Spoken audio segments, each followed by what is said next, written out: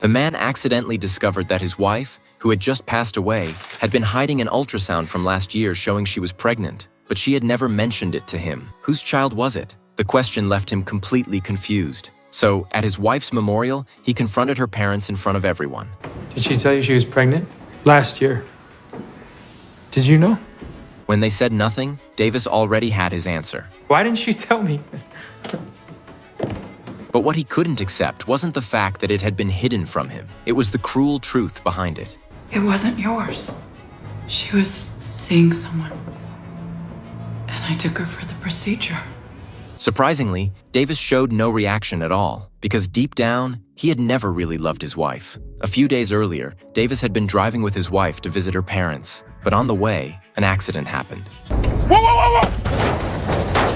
He's gone.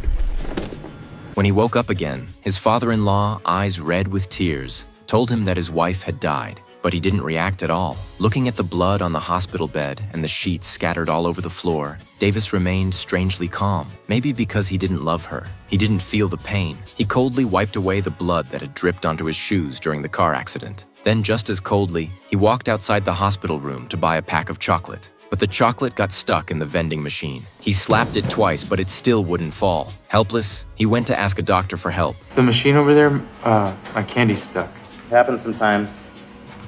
Do you have a key or something we can open it up with? The machine doesn't belong to the hospital, it's a vending company. He turned and walked back to the vending machine, then took a photo of the contact information. His wife's death didn't seem to change much for him, other than the fact that the room was no longer filled with her usual nagging. When he opened the fridge, he saw the sticky note his wife had left behind. She had reminded him many times to fix the refrigerator, but he had never cared. He sat at the table numbly, eating breakfast. Back then, his wife would always smile and play with the shells on the table. But now, the empty room was completely silent. On the day of his wife's funeral, the guests who came comforted each other. Everyone was overwhelmed with grief. His mother-in-law even broke down crying several times. Only Davis, like an outsider, watched all of it without a ripple of emotion. Even by nighttime, there still wasn't a trace of sadness on his face. Seeing the strange looks from family and friends, he could only go to the bathroom alone and force out a few tears for this tragedy.